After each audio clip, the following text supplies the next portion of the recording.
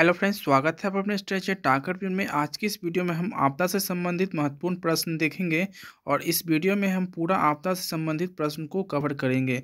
तो चलिए स्टार्ट करते हैं। अभी तक इस वीडियो को लाइक कर दें और चैनल को सब्सक्राइब कर लें। चलिए स्टार्ट करते हैं। क्वेश्चन 1 से देखते हैं। इनमें से कौन प्राकृतिक आपदा नहीं है? सुनामी, बाढ़, आतंकवाद या भूकंप? इस क्वेश्चन का आंसर बताइए आप लोग। तो इस क्वेश्चन का जो आंसर हो जाएगा वो हो जाएगा ग, जो कि प्राकृतिक आपदा नहीं है। सुनामी, बाढ़, भूकंप जो है प्राकृतिक आपदा है और आतंकवाद जो है प्राकृतिक आपदा नहीं है। तो इसका आंसर हो जाएगा ग। इसका आंसर हो जाएगा ग, आतंकवाद। बढ़ते हैं क्वेश्चन नंबर 2 की तरफ। इनमें से कौन मानव जनित आपदा है? सांप्रदायिक दंगे, आतंकवाद, महामारी या उपयुक्त सभी? तो इस क्वेश्चन का आंसर हो जाएगा क्वेश्चन नंबर 2 का वो हो जाएगा डी। इसका आंसर हो जाएगा यानी कि घ। इसका आंसर हो जाएगा उपयुक्त सभी। इनमें से कौन मानव जनित आपदा है? सांप्रदायिक दंगे, आतंकवाद और महामारी, ये जो है मानव जनित आपदा है। बढ़ते हैं क्वेश्चन नंबर 3 की तरफ। सुनामी का प्रमुख कारण क्या है? समुद्र में भूकंप का आना, स्थलीय क्षेत्र पर भूकंप का आना, द्वीप पर भूकंप का आना या इनमें से कोई नहीं? इस क्वेश्चन का आंसर बताइए। क्वेश्चन नंबर 3 का इस क्वेश्चन का जो राइट आंसर हो जाएगा वो हो जाएगा का। इसका आंसर हो जाएगा समुद्र में भूकंप का आना, समुद्र में भूकंप का आना। बढ़ते हैं क्वेश्चन में 4 की तरफ। नदियों में बाढ़ आने का प्रमुख कारण क्या है? जल की अधिकता, नदी की तली से अवसाद की जमाव, वर्षा का अधिकता, इनमें से कोई नहीं? इस क्वेश्चन का आंसर बताइए क्वेश्चन में 4 का। तो इस क्वेश्चन का जो राइट आंसर हो जाएगा वो हो जाएगा ग। इसका आंसर हो जाएगा वर्षा का अधिकता। नदियों में बाढ़ आने का क्या कारण है? तो वर्षा का अधिकता के कारण जो है नदियों में बाढ़ आ जाता है। तो बढ़ते हैं क्वेश्चन में 5 की तरफ। बिहार का कौन सा क्षेत्र बाढ़ग्रस्त क्षेत्र है? पूर्वी बिहार, दक्षिणी बिहार, पश्चिमी बिहार या उत्तरी बिहार? इस क्वेश्चन का आंसर बताइए क्वेश्चन में 5 का। तो इस क्वेश्चन का जो राइट आंसर है वो हो जाएगा घ, उत्तरी बिहार, जो कि बिहार का यह क्षेत्र जो है अधिक बाढ़ग्रस्त क्षेत्र है, उत्तरी बिहार। क्वेश्चन में 6 देखेंगे। निम्नलिखित में से किस नदी को बिहार का शोक कहा जाता है? गंगा, गंडक, कोसी या पुनपुन? इस नदी को किस नदी को बिहार का शोक कहा जाता है? तो इस क्वेश्चन का जो आंसर हो जाएगा वो हो जाएगा ग। इसका आंसर हो जाएगा कोसी नदी, जो कि बिहार का शोक कहा जाता है। क्वेश्चन में 7 देखेंगे। बाढ़ का क्या है? बाढ़ क्या है? क्वेश्चन में 7 क्या कहता है? बाढ़ क्या है? प्राकृतिक आपदा, मानवीय आपदा, सामान्य आपदा, इनमें से कोई नहीं? तो क्वेश्चन में 7 का जो आंसर हो जाएगा वो हो जाएगा का। इसका आंसर हो जाएगा प्राकृतिक आपदा। क्या है? बाढ़ क्या है? प्राकृतिक आपदा है।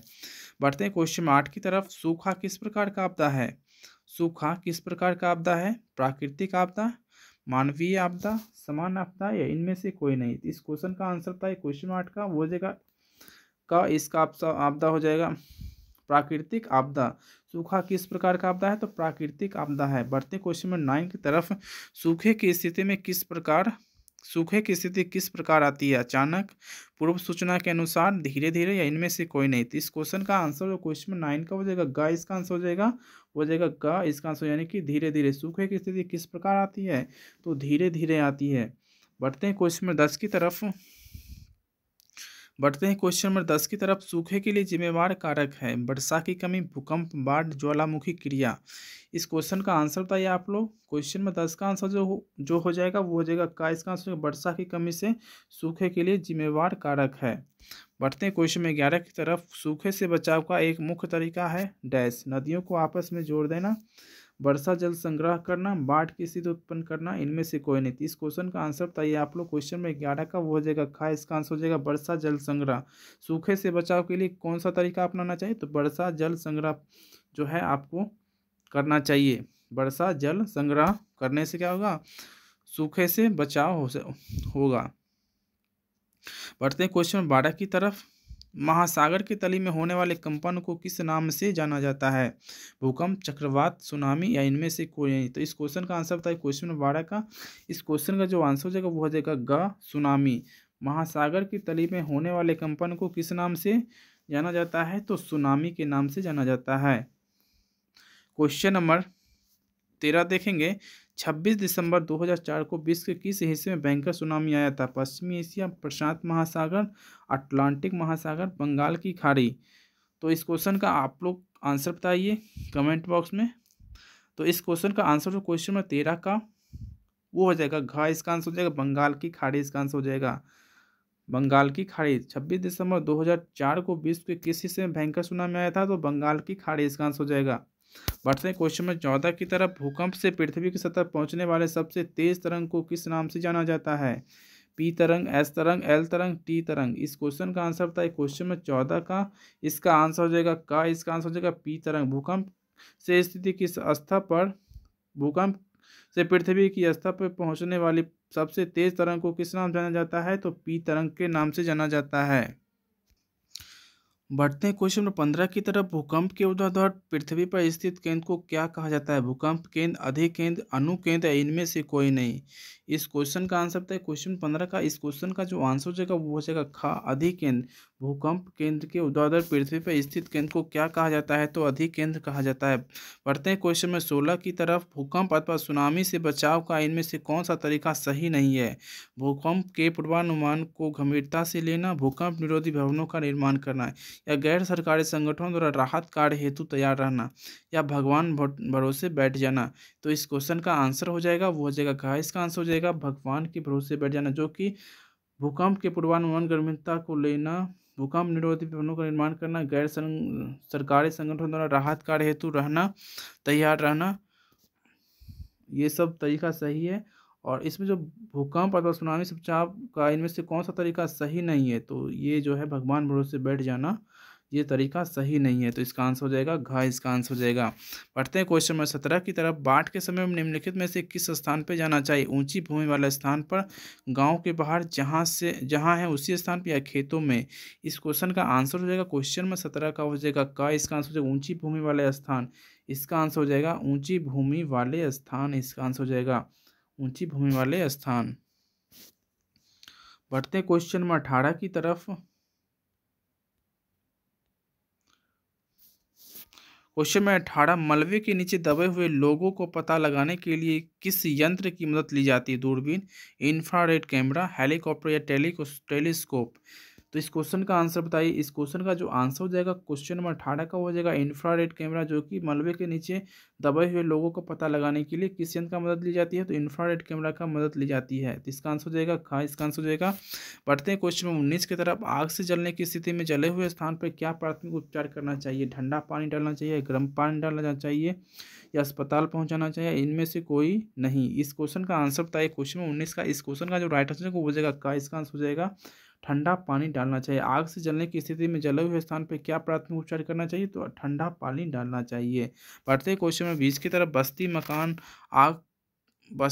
मकान में आग लगने की स्थिति में क्या करना चाहिए? अग्निशामक यंत्र को बुलाना चाहिए, या दरवाजे खिड़की लगाना, या आग बुझने का इंतजार, या इनमें से कोई नहीं। तो इस क्वेश्चन का जो आंसर है क्वेश्चन 20 का हो जाएगा का, इसका आंसर अग्निशामक यंत्र को बुलाना चाहिए। बस्ती मकान में आग लगने की स्थिति में क्या करना चाहिए? तो अग्निशामक यंत्र को बुलाना चाहिए। चलिए क्वेश्चन में 21 की तरफ चलते हैं। सुनामी किस स्थान पे आता है? स्थल, समुद्र, आसमान, इनमें से कोई नहीं। तो इस क्वेश्चन का आंसर क्या होगा? क्वेश्चन में 21 का इसका आंसर हो जाएगा का, समुद्र, इसका आंसर हो जाएगा। सुनामी किस स्थान में आता है? तो समुद्र में आता है, स्थल में नहीं आता, आसमान में भी नहीं आता। तो क्या इसमें आता है? तो समुद्र में आता है।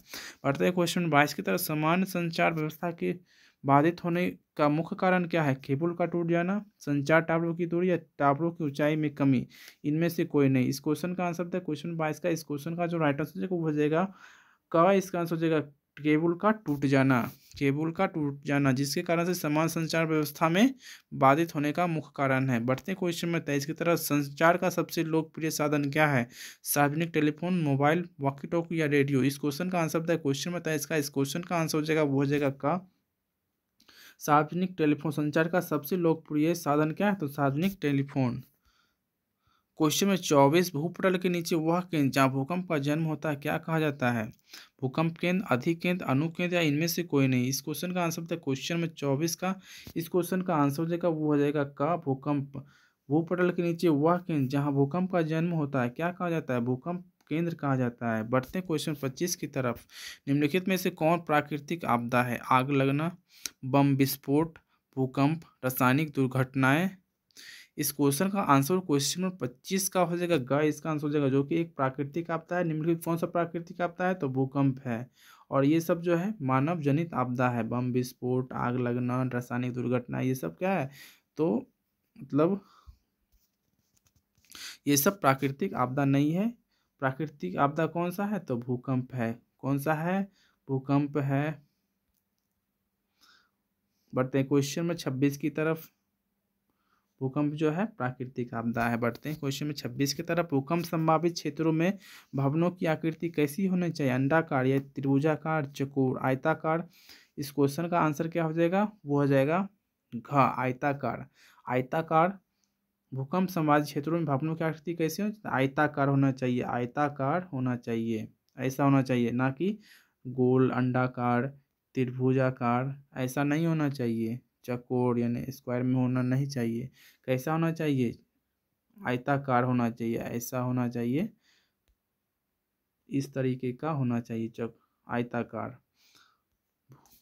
बढ़ते हैं क्वेश्चन 27 की तरफ।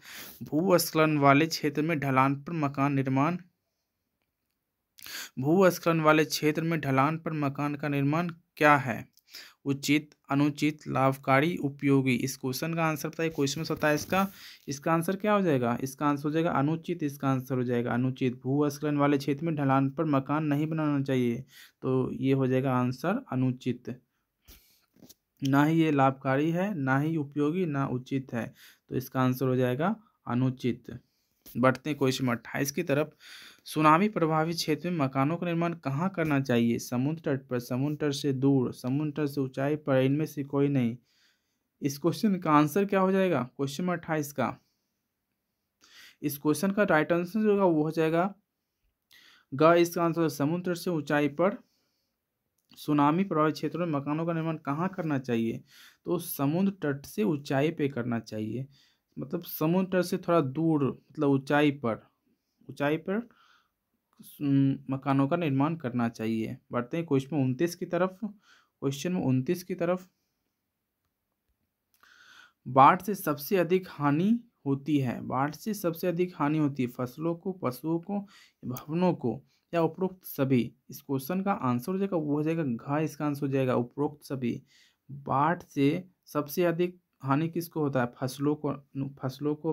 फसलों का भी नुकसान होता है, पशुओं का भी नुकसान होता है, और भवनों का भी नुकसान होता है, तो इसका आंसर हो जाएगा डी। इसका आंसर हो जाएगा।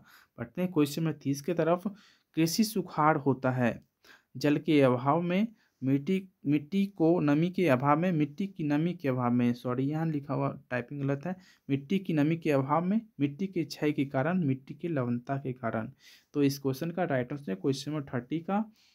क्वेश्चन नंबर 30 का क्या आंसर हो जाएगा? क्वेश्चन नंबर 30 का तो इसका आंसर हो जाएगा खा। इसका आंसर हो जाएगा मिट्टी की कमी के अभाव, मिट्टी की नमी के अभाव में। कृषि सुखाड़ कब होता है? मिट्टी की नमी के अभाव में। इसका आंसर हो जाएगा, मिट्टी में जब नमी नहीं रहेगा तो कृषि सुखाड़ होता है, मिट्टी में नमी के अभाव में। तो उम्मीद करते हैं आपको ये वीडियो अच्छा लगा होगा। तो मिलते हैं नेक्स्ट वीडियो में। इस वीडियो में हम आपदा से संबंधित सारे प्रश्न को एक बार में ही कवर कर लिए हैं। तो अगली वीडियो में मिलते हैं। बाय बाय सभी को।